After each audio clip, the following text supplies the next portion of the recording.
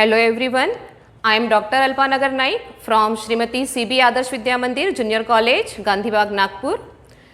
Students, last video में हम लोगों ने लॉ ऑफ डिमांड के बारे में पढ़ा जो कि कंज्यूमर्स के बिहेवियर को रिप्रेजेंट करता है।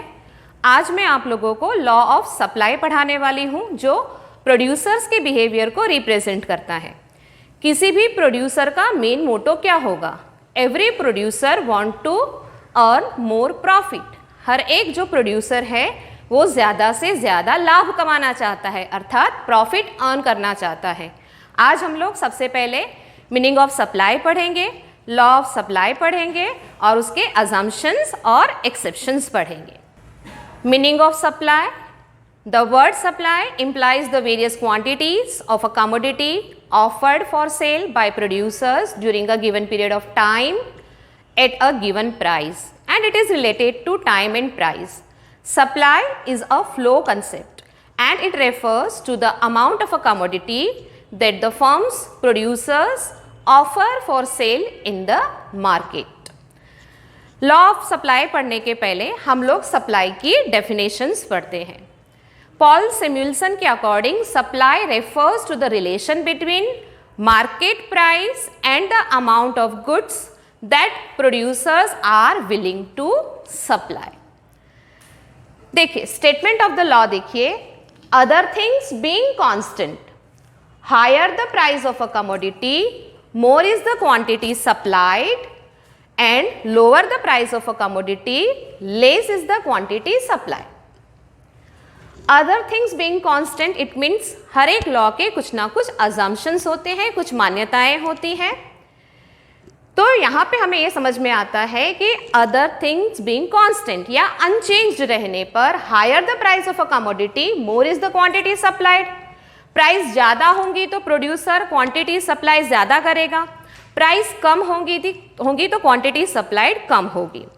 अब प्रोड्यूसर का बिहेवियर है, प्रोड्यूसर को प्रॉफिट मैक्सिमाइज करनी है। हर एक प्रोड्यूसर का अपना एक रिजर्वेशन प्राइस रहता है कि उससे नीचे तो वो बेचने के लिए तैयार नहीं होगा। कॉस्ट ऑफ प्रोडक्शन लगने वाली है, उसको लैंड, लेबर, कैपिटल, ऑर्गेनाइजर सबको इकट्ठा करके एक साथ लाकर फिर वो प्रोडक्शन का काम संभव करता है। तो इसीलिए जो प्रोड्यूसर रहेगा वो जब प्राइसेस बढ़ जाएगी तो अपनी सप्लाई बढ़ा देगा, जब प्राइसेस कम हो जाएगी तो सप्लाई कम कर देगा, क्योंकि जब प्राइसेस बढ़ेगी तो उसको प्रॉफिट ज़्यादा मिलेगा, जब प्राइसेस कम हो जाएगी तो उसे प्रॉफिट कम मिलेगा। अब यहाँ पर देखिए S X is equal to function of P X. S यानी सप्लाई हो गया, एक्स यानी कमोडिटी हो गया, एफ यानी function of, and P stands for price of a commodity. It shows direct relationship between the price and quantity supplied. Price और quantity जो supplied हो रही है उसमें डायरेक्ट रिलेशन है। हमने जैसे कि स्टेटमेंट में देखा, प्राइस बढ़ेगी तो सप्लाई बढ़ा दी जाएगी, प्राइस कम हो जाएगी तो सप्लाई को कम कर दिया जाएगा। अब हम लोग लॉ ऑफ सप्लाई देखते हैं कि द लॉ ऑफ सप्लाई जो है it is also a fundamental principle of economic theory like law of demand. It was introduced by Marshall in his book Principles of Economics, which was published in 1890. And law explains functional relationship between the price and quantity supplied.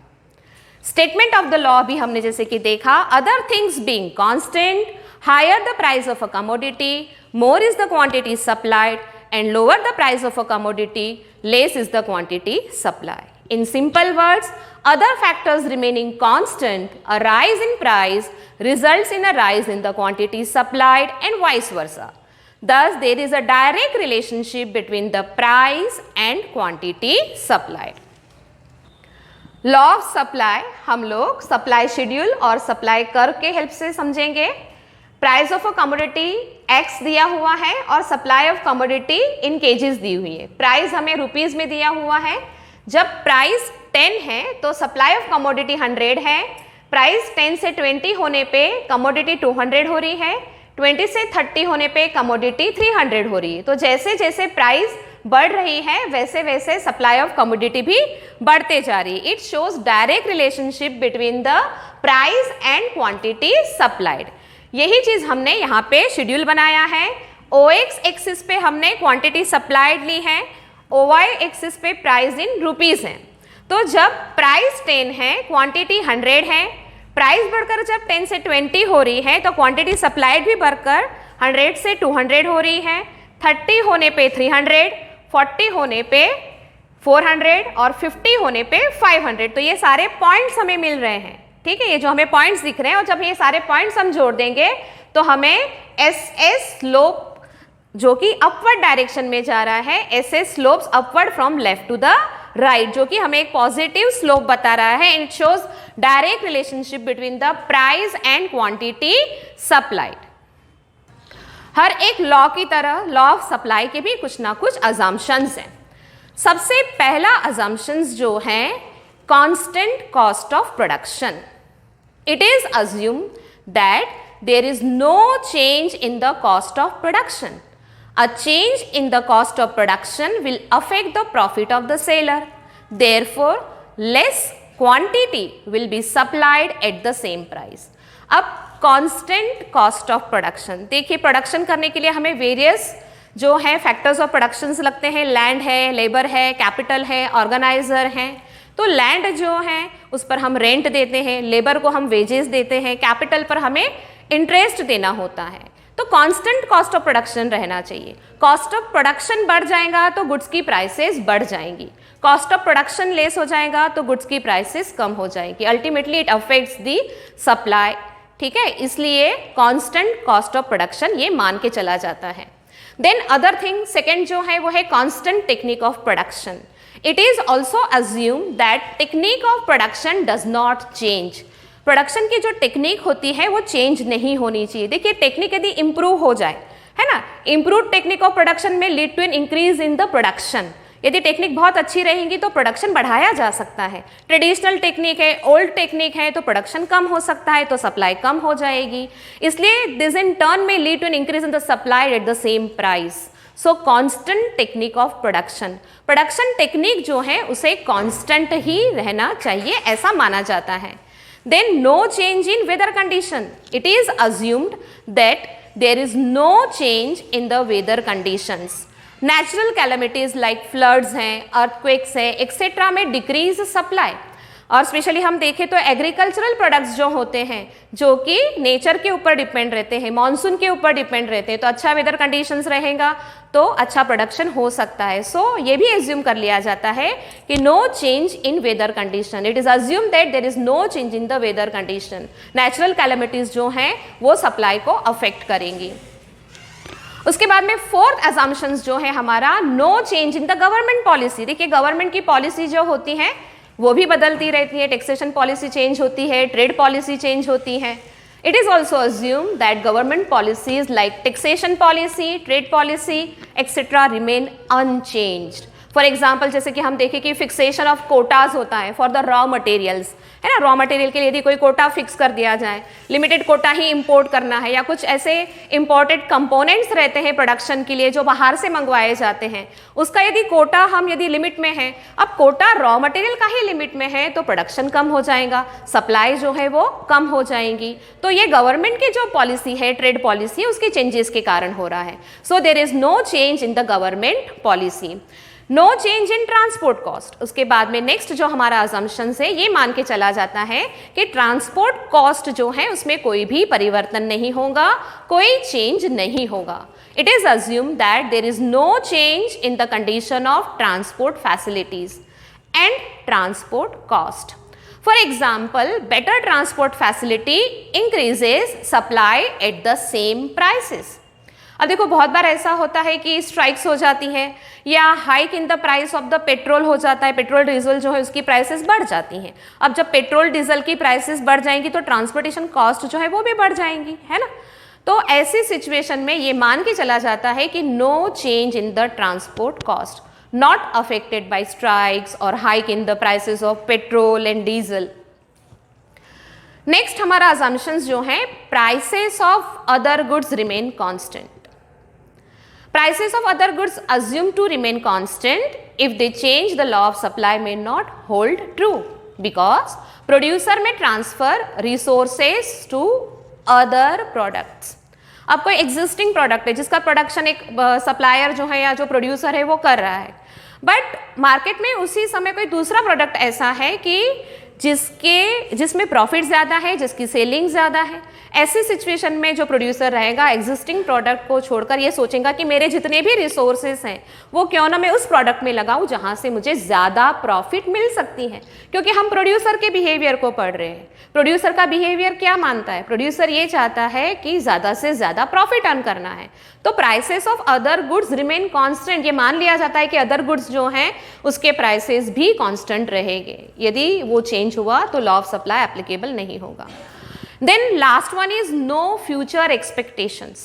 The law also assumes that the sellers do not expect future changes in the price of the product. यदि कोई ऐसी expectations हैं कि future में prices बढ़ने वाली है, मान लीजिए कोई प्रोडक्ट अभी 90 रुपीज़ का बढ़कर 100 रुपीज़ में हो गया है, बट उसे ऐसा लगता है सेलर को कि ये 100 से 110 होने वाला है, तो वो वेट करेगा। वो सोचेगा कि जब ये 110 होगा तब मैं इसे सेल करूंगा, क्योंकि तब उसको प्रॉफिट ज़्यादा मिलेगा। तो इस प्रकार से no future expectations. The law also assumes that the sellers do not expect future changes in the price of the product. अब ये सारे हमने पढ़े हैं अजम्पशंस ऑफ द लॉ। उसके बाद में हम लोग पढ़ने वाले हैं exceptions to the law of supply, where law of supply is not applicable, inapplicable, जहां पे सप्लाई का जो लॉ है वो एप्लीकेबल नहीं रहेगा। तो सबसे पहले तो हम सप्लाई ऑफ लेबर पढ़ने वाले हैं। Labour supply is the total number of hours that workers to work at a given wage rate. It represented graphically by a supply curve. In the case of labor, as the wage rate rises, supply of labor, that is working hours या hours of work, would increases. So supply curve slopes upward. Okay. Supply of labor falls with a further rise in the wage rate. And supply curve of labor bends backward. This is because of the worker would prefer leisure to work after receiving higher amount of wage rate. Thus, after a certain time or certain period of time, when wage rate rises, the supply of labor tends to fall. Supply of labor, one of the important exceptions of the law of supply. आपको ये short note में भी पूछा जा सकता है, law of supply पे आपको शॉर्ट क्वेश्चंस भी आ सकता है और बहुत सारे ट्रू फॉल्स विद रीजंस भी इसके ऊपर हमारे बोर्ड एग्जाम्स में पूछे जाते हैं। तो labour supply schedule, backward bending supply of curve, ये हम लोग आज पढ़ेंगे। देखिए इसमें वेज रेट जब 100 है, आवर्स ऑफ वर्क है 5, then total amount of wages है 500, 100 इंटू 5 यानी 500। वेज रेट बढ़कर 100 से 200 हो जाता है, तो वर्किंग आवर्स भी बढ़ जाते हैं, 5 से 7 हो जाते हैं। तो वर्किंग आवर्स बढ़ने के बाद वेज रेट कितनी मिल रही है? 1400। अब फिर से वेज रेट बढ़कर 200 से 300 हो जाती है ना। तो आवर्स ऑफ वर्किंग जो है वो बढ़ते हुए नहीं होकर 6 पे आ जाता है, यानी 1800 हो जाता है। अब इसी शेड्यूल को हमें डायग्राम में देखना है। OX एक्सिस पे हमने सप्लाई ऑफ लेबर लिया हुआ है, OY एक्सिस पर हमने वेज रेट लिया हुआ है। तो देखिए जब 100 वेज रेट है, सप्लाई ऑफ लेबर 5 है। जब वेज रेट बढ़कर 200 हो रही है, सप्लाई ऑफ लेबर 7 है। तो S पॉइंट और A पॉइंट, तो यहाँ पे हमें दिख रहा है कि सप्लाई कर्व जो है वो ऊपर की ओर जा रहा है, इंक्रीज हो रहा है, इंक्रीजिंग सप्लाई कर्व। S और A जो है वो क्या है? इंक्रीजिंग सप्लाई कर्व है। बट अब क्या होता है? लेजर टाइम यानी कि फ्री टाइम। अब लेबर को लगता है कि वेज रेट तो बढ़ गया है, तो ज़्यादा घंटे काम नहीं भी करूँगा तो भी चल जाएगा, वेजेस तो मुझे अच्छी मिल रही हैं। तो वो कुछ आराम करना चाहता है, कुछ अवकाश लेना चाहता है, जिसे हम लेजर टाइम या फ्री टाइम भी कहते हैं।